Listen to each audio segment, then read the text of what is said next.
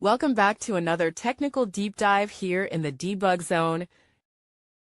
Today we're tackling a big question and breaking it down with insights from other users. Hopefully this clears up some misconceptions and helps you get the answer you need.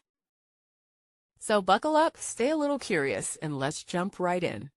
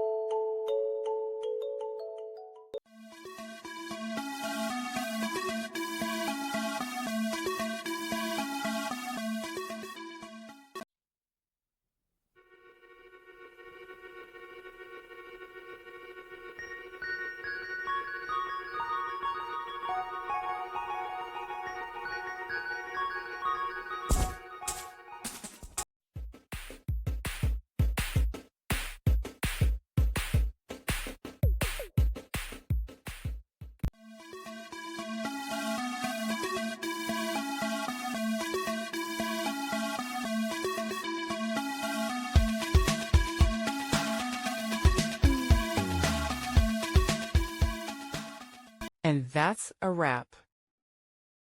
I hope you found the answer you were looking for. If you did, take a second to hit that subscribe button. It really helps out. And let me know in the comments which solution worked best for you. See you next time in the debug zone.